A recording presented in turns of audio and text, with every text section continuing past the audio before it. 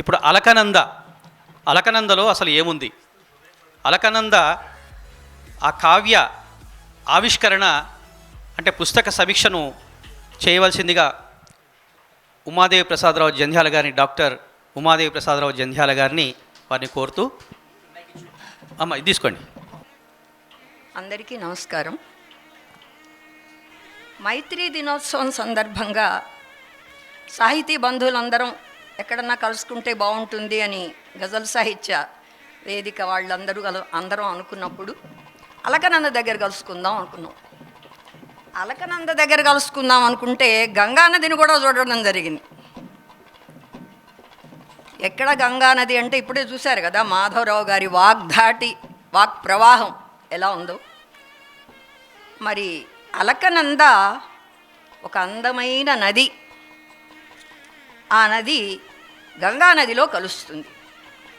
ఈ అలకనంద అనే పేరు నాకు చాలా ఇష్టం. ఏవో కొన్ని నవలల్లో కూడా చదివాను. కానీ అలకనంద అనే పేరు వినగానే నాకు ఒక అన్నమాచార్య కీర్తన గుర్తొచ్చింది. అలరులు విరియగా ఆడెనదే అలకలు కులుకగా అలమేల్మంగ అనే అన్నమాచార్య కీర్తన గుర్తొచ్చింది. అలకలు అంటే ఏంటి? మనం మామూలు వాళ్ళకైతే అలకలు అంటే ఓహో అలగడం కాబోలనుకుంటారు. కానీ అలకలు అంటే ముంగురులు కులుకగా అలమేల్మంగ ఆడుతోంది అని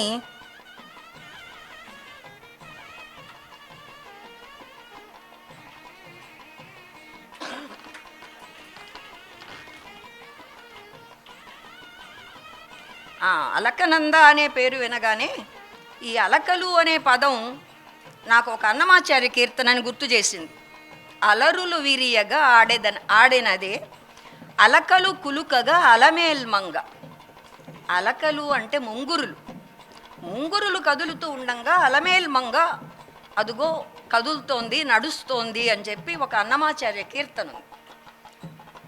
అలా ఈ అలకనంద కూడా ఒక సుందరమైనటువంటి అలిమేలు మంగమ్మంత సుందరమైన, లక్ష్మీదేవంత సుందరమైనటువంటి ఒక నదీ సుందరి. శ్రావణ మాసంలో ఈ నదీ సుందరిని, సాక్షాత్ మహాలక్ష్మీ స్వరూపమైనటువంటి అక్షర సుందరిని దర్శించడం అనేటువంటిది సాహితీ బంధువులకు, సాహితీ పిపాసులకు మనందరికీ కూడా చాలా సంతోషకరమైనటువంటి విషయం. ఈ అలకనంద మాధవరావు గారి పుస్తకానికి ముందు మాట రాసినటువంటి సాహితీ మూర్తులను గురించి ఇందాక మన కుసుమ శర్మ గారు వీళ్ళందరూ చెప్పారు, మాధవరావు గారు. వారందరికన్నా నేను ఇక్కడ ఎక్కువ చెప్పగలిగిందేమీ లేకపోయినా తనదైన అనుభూతి తనదిగానా అని విశ్వనాథ వారు అన్నట్టుగా నా అభిరుచి ఏంటి, నా రుచి ఏంటి, నాకేం కనబడింది, నాకేం వినబడింది, ఇది చదువుతూ ఉంటే అదేంటంటే చదువుతుంటే కూడా వినబడుతుందా అంటే వినబడుతుంది. మనస్సుకి గనక కళ్ళు చెవులు అనేటువంటివి ఉంటే ఆ పాట మన మనస్సు పాడుకుంటూ వింటుంది. అలా వినపడినటువంటి సౌందర్యం, కనబడినటువంటి సౌందర్యం, అదే మీద కనబడినటువంటి సౌందర్యం, వీటన్నింటినీ చూసినప్పుడు నాకు ఒక మాట అనిపించిందండి. రత్నం మనం వెతకాలి కానీ రత్నాలు మనల్ని వెతకకూడదు అని. రత్నం అన్వేషింపబడాలి. మనం వెళ్ళి రత్నాంతట రత్నం వచ్చి ఇదిగో నేను ఇక్కడున్నాను అని అనదు. కానీ మన అదృష్టం ఏంటంటే తెల్లవారేసరికి మనకు అనేక రత్నాలు మన కళ్ళ ముందు వాటంతట అవే వచ్చి కనబడతాయి. ఏంటండి ఆ రత్నాలు అంటే మాధవరావు గారి కరకమలాలలో నుంచి అలా వచ్చినటువంటి గజల్ రత్నాలు అవన్నీ కూడా. ఆయన ఒక గజల్ ఖజానా. ఆ ఖజానాలో నుంచి విలువైనటువంటి వజ్రాలు, రత్నాలు, ముత్యాలు, మాణిక్యాలు మనకి రకరకాలైనటువంటివి అందుతూ ఉంటాయి. అందులో కొన్నిటి విలువ మనం తెలుసుకోగలగచ్చు, తెలుసుకోలేకపోవచ్చు. అది మనలో ఉన్నటువంటి లోపం అయితే అవ్వచ్చేమో. కానీ శ్వాస ధ్యాస గజలే అయినటువంటి మాధవరావు గారు భాష విషయంలో ఎప్పుడూ పొరపాటు చేయరు. ఇక భావం విషయంలో కవి ఎప్పుడూ కూడా నిరంకుశుడు. ఆయన భావం ఆయనది. ఇందులో దాదాపు ఒక 20 ప్రేమలేఖలు ఉన్నట్టు అనిపించింది నాకైతే. ఒక 20 ప్రేమలేఖలు ఉన్నాయి. కానీ ఆయన వయస్సు ఏంటి, ఆయనకి ఈ ప్రేమలేఖల గొడవ ఏంటి అని అంటే, ఇది వయస్సుకి ప్రేమకి సంబంధించిన భౌతికమైన ప్రేమ కాదు. అదేదో సినిమాలో కమల్ హాసన్ అన్నట్టుగా నాది మామూలు ప్రేమ కాదు అంటాడు చూడండి ఆయన పెద్దగా అరుస్తూ. అలాగా అందులో నాయిక పేరు కూడా, హీరోయిన్ పేరు ఉమాదేవి అందులో. అలాగా ఇది మామూలు ప్రేమ కాదు. ఏం ప్రేమ? అలౌకికమైన ప్రేమ. భౌతికమైనటువంటి వయసులో ఉన్న వాళ్ళ అట్రాక్షన్ కాదు, ఆకర్షణ కాదు ఇది. దానికి మించినటువంటిది. అది మనకి మామూలు కన్నులకు కనబడేటువంటిది కాదు. దానికి తోడు అసలే ఆయన వేదన విరహాగ్ని అంటే ఏంటో తెలుసు, వేదనాగ్ని అంటే తెలుసు, గజలంటే తెలుసు, అవి వాటికి ముఖ్యమంటే తెలుసు. వీటన్నిటికీ తోడుగా అగ్నికి ఆజ్యం తోడైనట్టుగా ఆయనకి సతీ వియోగం కూడా తోడైంది. ఇప్పుడు దాని వలన కూడా ఇందులో చాలా గజల్స్లో నాకు అటు ముక్తికాంత కనబడుతుంది ఒక పక్కన, ఇటు మరొక పక్కన ఆయన తాను గుర్తు చేసుకుంటున్నటువంటి తన జీవిత భాగస్వామి కనబడుతుంది. అది నాకు చాలాసార్లు గుండె గద్గదమైపోయిందనమాట అది చదువుతూ ఉంటే. ఎవరికైనా ఈ బాధ తప్పదు కదా, ఎవరికోపడి ఎప్పుడో ఒకప్పుడు ఇలాంటి బాధ తప్పదు కదా అని చెప్పి అనిపించింది. అలాగా ఈ అలకనంద చూడడానికి చాలా ఒయ్యారాలు ఒలుకుతున్నటువంటి నదిలాగా కనబడుతుందే కానీ, అలా ఒయ్యారాలు పోతూ ప్రవహించి వచ్చినటువంటి అలకనంద ఎన్ని రాళ్ల మీద ప్రవహించిందో, ఎన్ని గుట్టలు దాటిందో, ఎన్ని కొండలు దాటిందో, ఎన్ని కష్టాలు పడిందో అది చూసే వాళ్ళకి అందంగా ఉంది. కానీ తన దుఃఖమేంటో, తన వేదనేంటో, తన పరుగెందుకో, తన దాహం ఏంటో ఇదంతా ఎవరికి అర్థమవుతుంది? అది ఆ గుండె చప్పుడును, ఆ సవ్వడిని వినినటువంటి వాడికి మాత్రమే అర్థమవుతుంది. అలాంటి సవ్వడి మనకి ఈ పుస్తకంలో చాలా చోట్ల అలా వినపడుతుంది. అలాంటి మరి తమాషా ఏంటంటే ఈరోజు ఇంకో ముఖ్యమైనటువంటి విషయం కూడా అనిపించింది. చాలామంది సాహితీమూర్తుల్ని, సాహితీ బంధువులని కలుసుకోబోతున్నాను, ముందు ముందు ఇంత మాత్రం ఓపిక కూడా ఉంటుందో లేదో అనుకొని వస్తే, నా పూర్వ విద్యార్థి మంచి అత్యున్నతమైనటువంటి పదవిలోకి వచ్చినటువంటి వాడు ఆయన శ్రీ మాల్యాద్రి గారిని కూడా ఈరోజు మా కావలి వాస్తవ్యులు ఆయన చూడడం అనేటువంటిది చాలా సంతోషకరమైనటువంటి విషయం. ఒక శిష్యుడు ఉన్నత స్థాయిలో కనబడడం కంటే గురువుకి ఆనందం ఏముంటుంది చెప్పండి? అలా ఈ పుస్తకంలో ఇది ఉంది అది లేదని లేదండి. గురువు ఉన్నాడు, శిష్యుడున్నాడు, మిత్రులున్నారు, అమ్మున్నది, నాన్నున్నాడు, సంస్కారం ఉంది, మనిషి ఉన్నాడు, మానవత్వం ఉంది. కనుక ఇందులో ఇది రైతున్నాడు, ఇలాగా ప్రేయసి ఉంది, రాముడున్నాడు, కృష్ణుడున్నాడు, ఇన్ని రకాలున్నాయి. ఏమండి ఆయన యోగి కదా, యోగ సాధకుడు మాధవరావు గారు.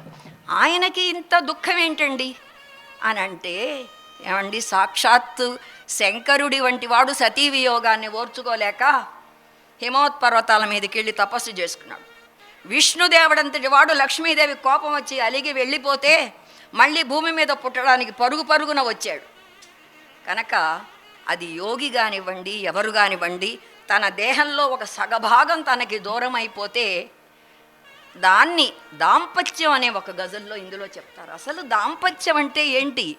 3 రోజుల్లో ముక్కచెక్కలు అయిపోతున్నటువంటి ఈ కాలంలో పెళ్లి బంధాలు, ఒకళ్ళనొకళ్ళు చంపుకుంటున్నటువంటి కాలంలో, ఇలా రకరకాలుగా అనేక రకాలుగా వెర్రితలలు వేస్తున్న దాంపత్యం వెర్రితలలు వేస్తున్నటువంటి కాలంలో దాంపత్యపు విలువలేమిటి అనేది మనకు ఒక గజల్లో కనబడుతుంది.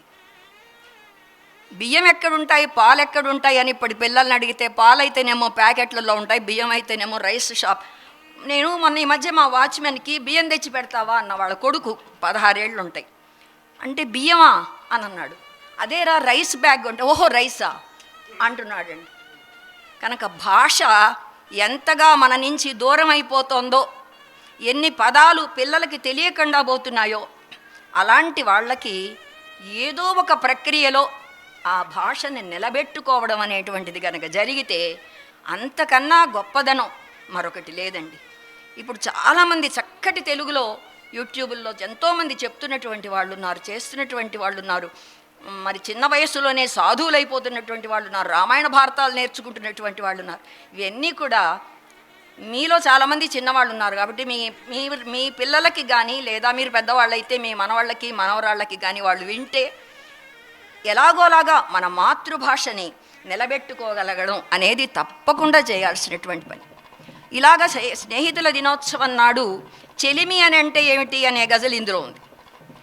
దేశభక్తి ఏంటి, దైవభక్తి ఏంటి, భక్తి ఏంటి, రక్తి ఏంటి, ముక్తి ఏంటి, శక్తి ఏంటి, యుక్తి ఏంటి, ఇవన్నీ ఉన్నాయండి ఇందులో వరుస పెట్టి.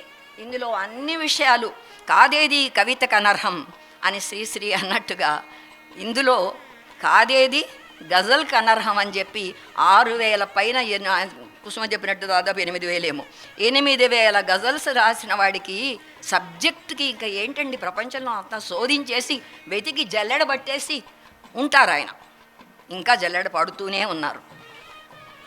అలాంటి ఈ అలకనంద గురించి కొన్ని మాటలు చెప్పాలి అని అంటే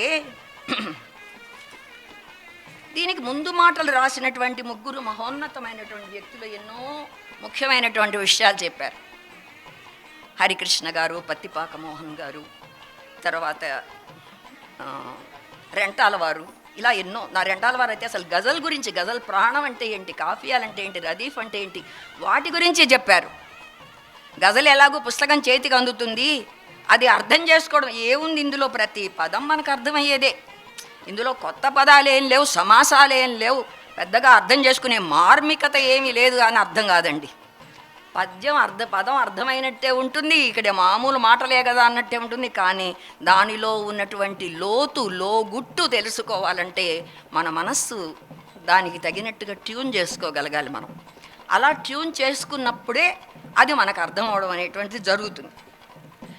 మరి అలాగే ఇక గజల్లోకి గనక వస్తే దోచేసాయి ఎక్కడో ఒక చోట కనబడింది. అలాగే నేను చెప్దాం అనుకున్న మాటలు చాలా దోచేశారండి మా మిత్రులంతా.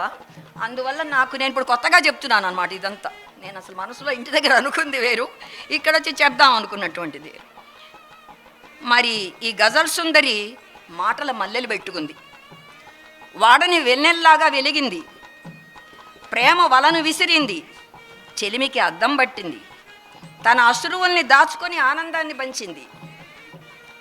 ఏమండి, మనం ఎన్నో వందల గజళ్ళు నేను రాశాను, కానీ పుస్తకం కొట్టాలంటే భయం అండి నాకు.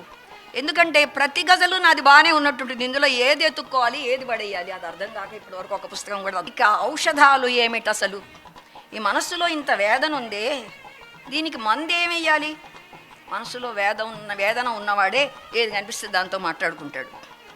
అది కూడా దేంతో మాట్లాడుకుంటాడు? అందమైన దాంతో మాట్లాడుకుంటాడు. ఒక అందమైన శిల్పంతోటో, ఒక అందమైనటువంటి చందమామతోటో, ఆ ఉదయించే సూర్యుడితోటో, ఇంట్లో ఉన్న కృష్ణ విగ్రహంతోటో, లేకపోతే ఏది కాకపోతే తాను ఊహించుకుంటున్నటువంటి ఊహాప్రేయసితోటో మాట్లాడుకుంటూ తనలో ఉన్నటువంటి ఆ వేదనని కొంచెం తగ్గించుకోవడానికి ప్రయత్నం చేస్తాడు.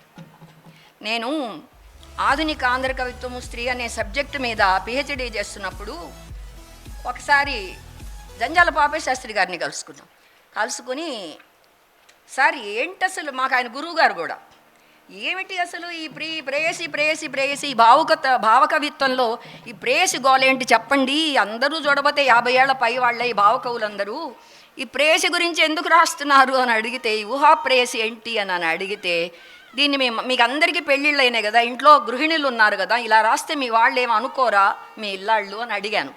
అడిగితే అట్లా ఎందుకు అనుకుంటారమ్మా, వాళ్ళు వచ్చి ఒకళ్ళు అడుగుతారు, అడిగితే నువ్వేనే నా ఊహా ప్రేయసివి అంటే సరిపోలా అని అన్నారు ఆయన. నువ్వే నా ఊహా ప్రేయసివి అని అనేస్తాను నేను అని పక్కపక్క నవ్వారు. అలాగా ఊహా ప్రేయసి ఎవరో ఆవిడ, ఎవరో తెలీదు, ఏ వయసు అయితే ఏమండి, హృదయంలో ఆ ప్రేమ అనురాగం భాష చేతిలో ఆ కల్పనా శక్తి ఉన్నప్పుడు 20 ఏళ్ల వయసులో రాయింది 50 ఏళ్ల వయసులో రాయొచ్చు, తప్పే ఉంది. 60 ఏళ్ళు వచ్చిన వాళ్ళు హీరోలుగా నటించంగాలేంది, మనం నటించడంలే, మనం అక్షరాల్లో జీవిస్తున్నాం. మనం అక్షరాల్లో జీవిస్తున్నప్పుడు మనం మళ్ళీ ఒక్కసారి అదేదో టైం మిషన్లో వెనక్కి వెళ్ళిపోయినట్టుగా మన ప్రేయసి దగ్గరికి మనం వెనక్కి వెళ్ళలేమా? వెళ్తాం. మన బాల్యంలోకి వెళ్ళాం చాలా గజల్స్లో, మన యవ్వనంలోకి వెళ్ళాం, మనకు లేని వార్ధక్యం గురించి రాస్తున్నారు కొంతమంది యువ కవులు. కాబట్టి కవికి ఊహకు అందనటువంటిది ఏదీ లేదు. కవి ఊహాశక్తికి ఊహకి కనుక బలం ఉంటే అది దేన్నైనా సరే ఆ అక్షరాల్లో తీసుకొచ్చి అలా పొదగగలదు. పసిడి అంచు బయటపడే యాతనలో కన్నె మనస్సు, చిత్రమైన విరహపు గది వినోదాలు ఏమిటసలు. పసిడి అంచు బయటగట్టుకున్నా సరే మనసులో ఆనందం లేకపోతే వేదనేనండి. బంగారపు చీర కట్టుకున్నా కానీ పట్టు చీర కట్టుకున్నా కానీ ముఖంలో కళ రావాలి అని అంటే మనస్సులో ఆనందం ఉండాలి. ఆ మనస్సులో ఆనందం లేనప్పుడు అసలు దానివల్ల ఎలాంటి సౌందర్యము కూడా మనకి కనబడదు అని చెప్పి అంటారు. అలాగే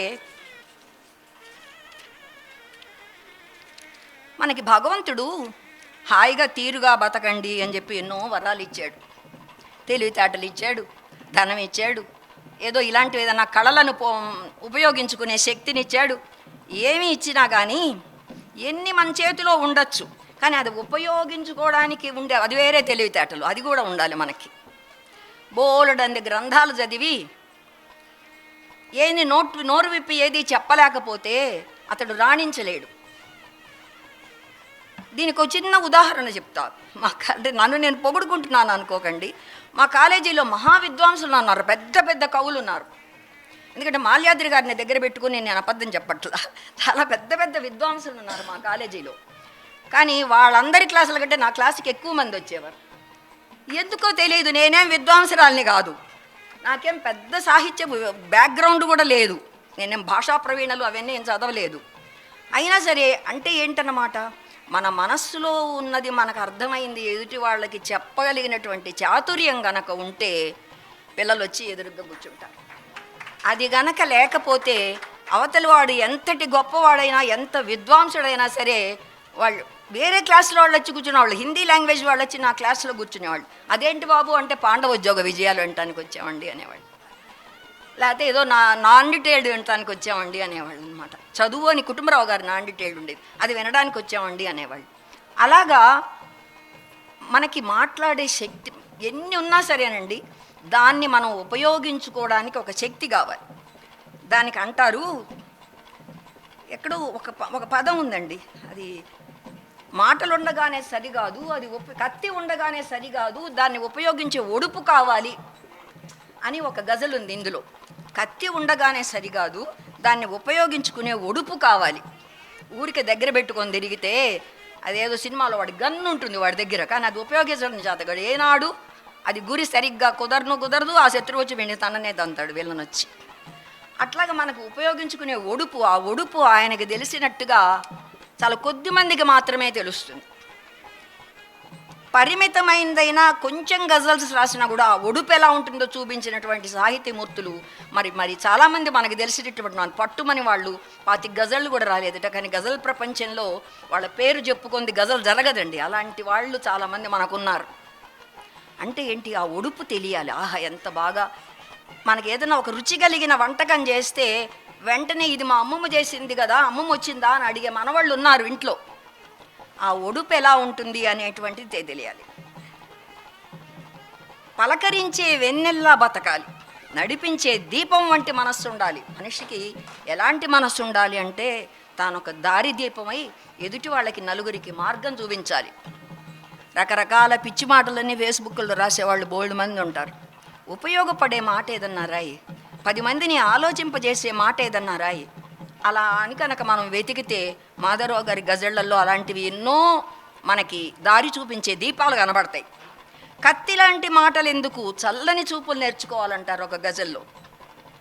నిష్ఠూరాలు, ఇవి తాత్పర్యాలండి. ఒక రకంగా గజల్ పూర్తి గజల్ అట్లా రాసుకోలే నేను.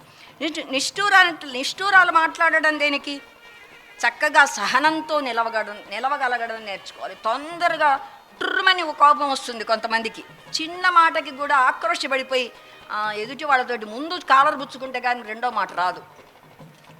అలా కాకుండా సహనం నేర్చుకోవడం అనేటువంటిది అది ఎలా వస్తుందంటే ఆయన యోగ సాధకుడు కనుక ఆయనకు వచ్చిందండి. గంట సేపు అయినా సరే నేను కళ్ళు మూసుకొని అలా కూర్చోగలను అని చెప్తారు ఆయన. గంట కాదు, 2 గంటలు కాదు, ఎన్ని గంటలైనా సరే నేను కళ్ళు మూసుకొని అలా కూర్చుంటాను. మరి ఇన్ని గంటలు కళ్ళు మూసుకొని యోగా చేస్తూ, ఇంతమందికి యోగా నేర్పిస్తూ, యోగా గురువుగా ఇన్ని గజళ్ళు రాస్తూ ఆయనకి 24 గంటలు చాలదేమో అని నాకు అనిపిస్తుంది. ఇదిగో ఇక్కడే ఉందండి, ఇందాక దోచుకెళ్ళడం అన్నా చూడండి. దోచుకెళ్ళినావు మనసు ప్రాణమేల నిలిపినావు, 10వ గజల్ ఇది. దిక్కుతోచకున్నదిప్పుడు ఆశలేల పెంచినావు. మనస్సు దోచుకెళ్ళిపోయావు, కానీ ప్రాణం మాత్రం అట్టిపెట్టావు. ఆశ లేకుండా ఉన్నటువంటి ఉత్త శరీరాన్ని ఏం చేసుకునేది నేను?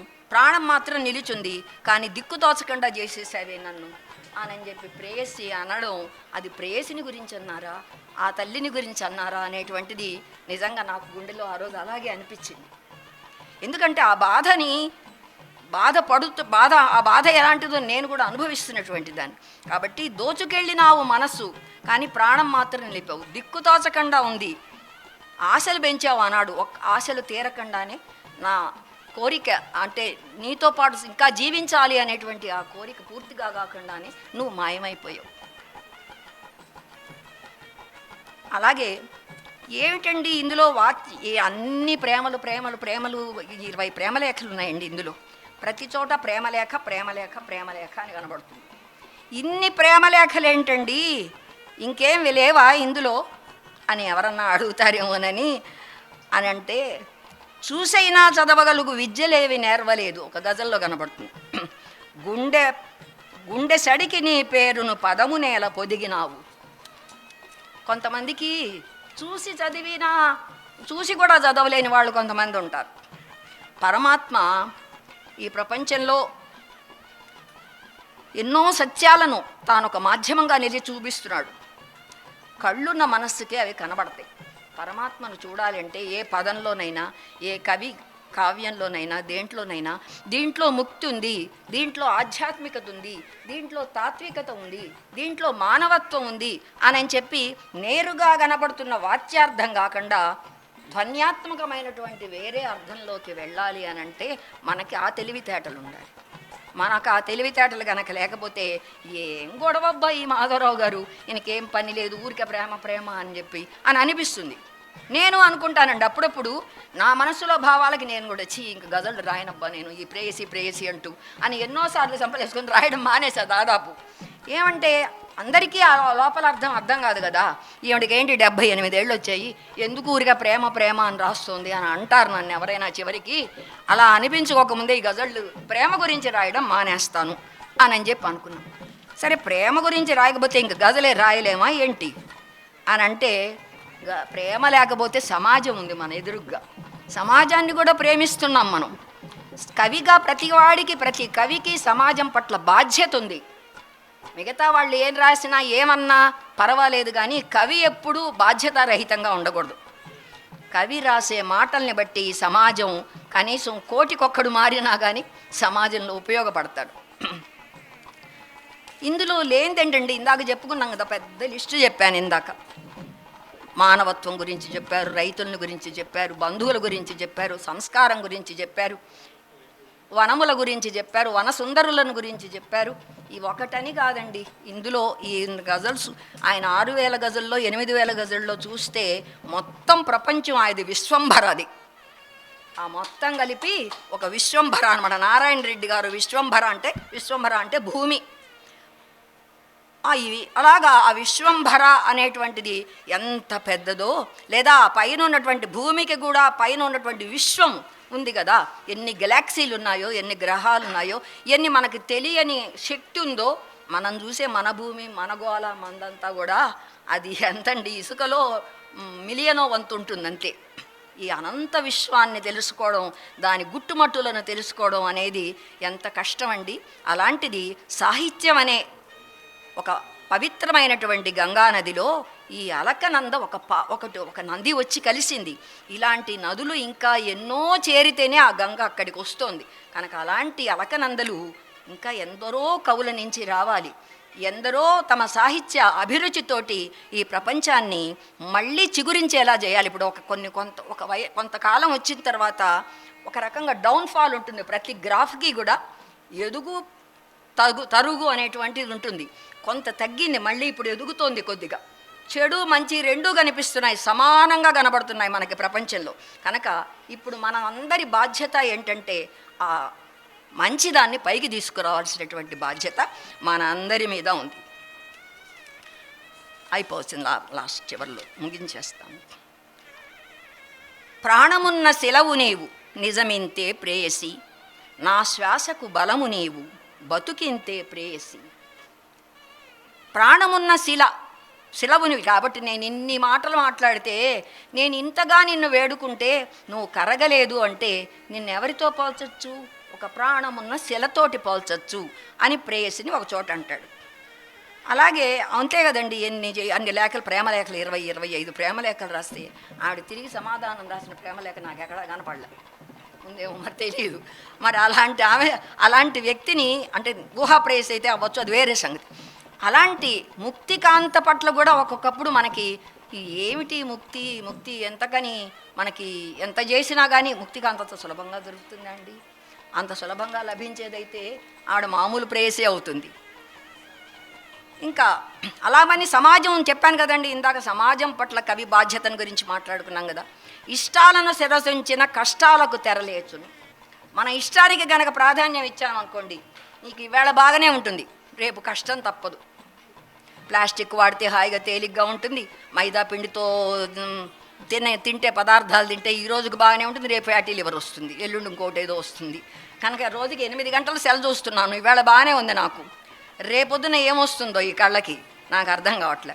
కనుక ఇష్టాలకి గనక శిరసొంచితే కష్టాలకి తెరలేవాల్సిందే. అలాగే పాడలేని రాగాలకు పల్లకియే ఇది అన్నిటి మొత్తం పుస్తకంలోకి నాకు నచ్చింది పెద్ద వాక్యం అండి ఇది.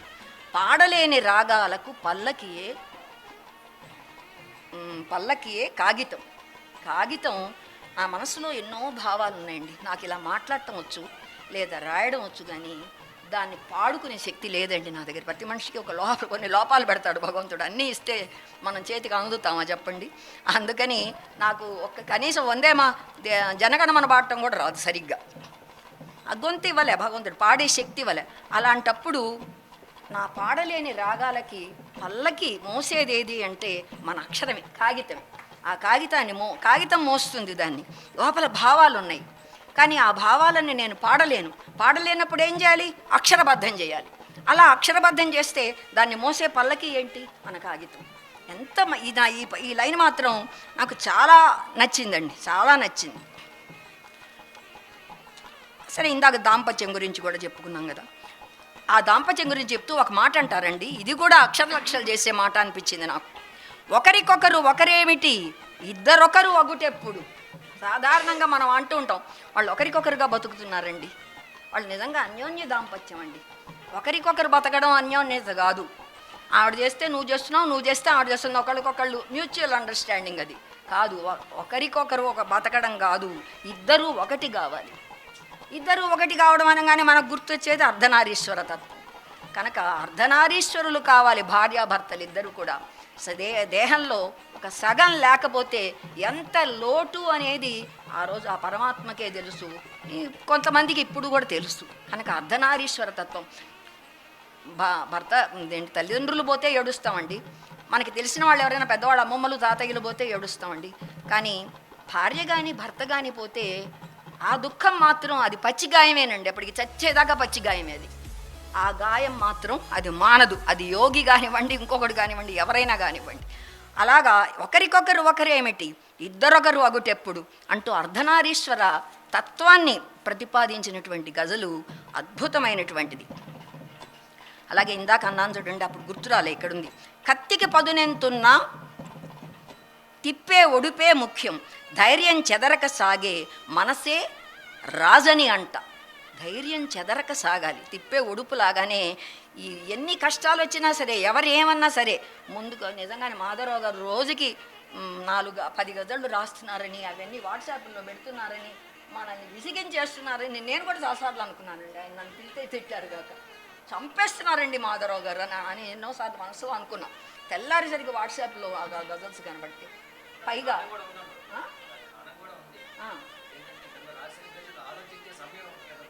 అదే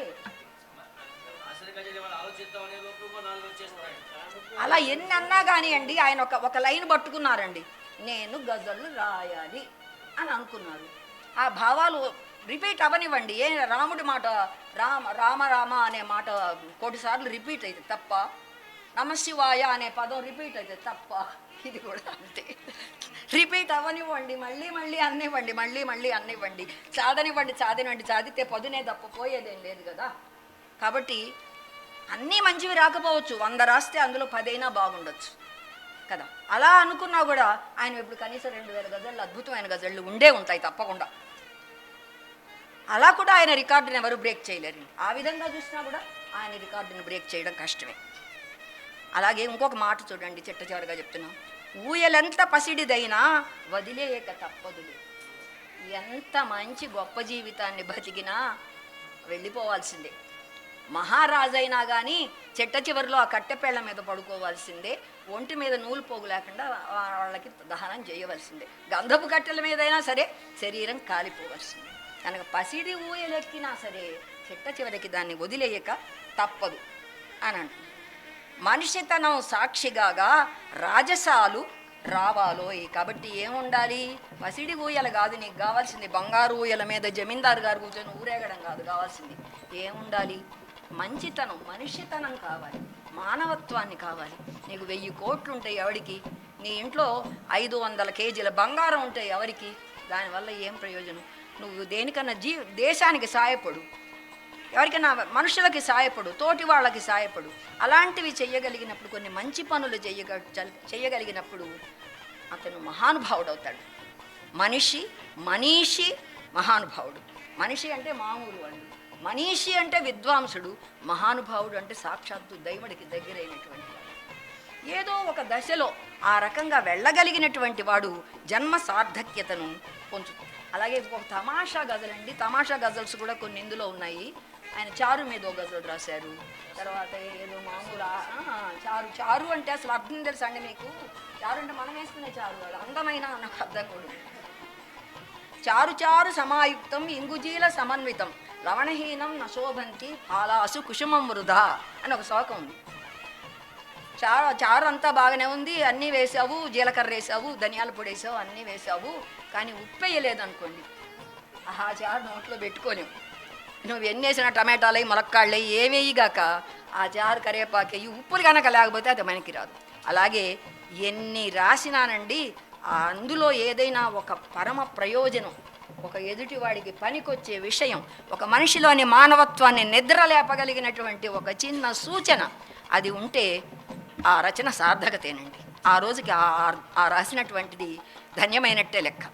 అలాంటిది ఒక్క గజలున్నా కానీ, నేను రాసిన వాటిల్లో కానీ, మీరు రాసిన వాటిల్లో కానీ, ఎవరు రాసిన వాటిల్లో ఆయన అలాంటిది ఒక మనిషిని నిద్రలేపగలిగి, ఒక మనిషిలో మానవత్వాన్ని మేల్కొలిపి, ఒక మనిషికి సరి అయిన దారిని చూపించి ఏ కవి వాక్యం ఉంటుందో ఆ కవి వాక్యం అద్భుతమైనటువంటిది, అంతకు మించి మరొకటి లేదు. ఇలా అనేక రకాలైనటువంటి ఇది ఆయన అసలు ఒక ధ్యాన జ్ఞాన వాహిని మాధవరావు గారు. అలాంటి వాహినిలోకి ఈ అలకనంద ఒక చిన్న నది ఆయనది. ఇలాంటివి ఇంకా ఎన్నో విషయాలు ముందు ఆయన రాస్తారు, మనందరం చూస్తాము అనే ఆశ నాకు ఉంది. ఏమో చూద్దాం మనందరం. అలాగా ఇంత మంచి గజల్స్ రాయడంతో పాటు నేను ఆయనకు ఒక విజ్ఞప్తి చేస్తానండి. ఒక సోదరిగా, లేకపోతే బంగారుమా అంటుంటారు నన్ను, పోనీ తల్లిలాగే అనుకోండి. ఏమంటే మీరు గజళ్ళు బాగా రాస్తున్నారు, కానీ మీ నిద్రపోకుండా, తిండి తినకుండా, మీ మొత్తం మిగతా మీ ధ్యానాన్ని, యోగాన్ని కూడా త్యాగం చేస్తూ మీరు ఇలా పుంఖాలుగా రాయడం తగ్గించుకోండి. ఎందుకంటే మీ ఆరోగ్యం బాగుపడుతుంది. మీ ఆరోగ్యం ముఖ్యం. ఆరోగ్యం కాబట్టి మీ నుంచి మేము మరిన్ని గజల్స్ చూడగలుగుతాం. మీకు ఇలా మేలుకొని చూసి ఆలోచించి మీకు ఒకవేళ ఏదన్నా అనారోగ్య పాలైతే అది కష్టం కదండి.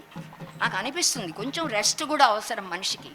కనుక అలాంటి విశ్రాంతిని కూడా కొంత మీరు దృష్టిలో పెట్టుకోండి. తప్పకుండా మీరు ఎలాగూ మీ రికార్డుని ఎవరు బ్రేక్ చేయలేరు. మీరు ఆల్రెడీ 8000 గజళ్ళు రాశారు కాబట్టి మిగతా 2000 రాసేటువంటిది చాలా తొందరలోనే ఉంది, రాస్తారు తప్పకుండా. కనుక మరీ మనిషిని మించినటువంటి శ్రమని మీరు పొందవద్దు. మీరు ఆరోగ్యంగా, సుఖంగా మరిన్ని గజల్స్ మాకు అందిస్తూ మీరు ఇలా ఉండాలి అని చెప్పి మనఃపూర్వకంగా, నాకంటే చిన్నవారు కాబట్టి దీవిస్తూ, ఇంత రచనలకి ఆయనను అభినందిస్తూ, ఇక్కడికి వచ్చినటువంటి పెద్దలందరినీ కూడా మరొకసారి పలకరిస్తూ ఇంత మంచి కార్యక్రమాన్ని జరుపుతూ నన్ను దానికి సమీక్షించడానికి నాకంటూ ఈ అవకాశం ఇచ్చినటువంటి శర్మ గారికి, మిగిలిన అడ్మిన్స్కి వాళ్ళందరికీ ధన్యవాదాలు చెప్తూ మీ అందరికీ మైత్రీ దినోత్సవ శుభాకాంక్షలు మరొకసారి తెలియజేస్తూ నమస్కారం.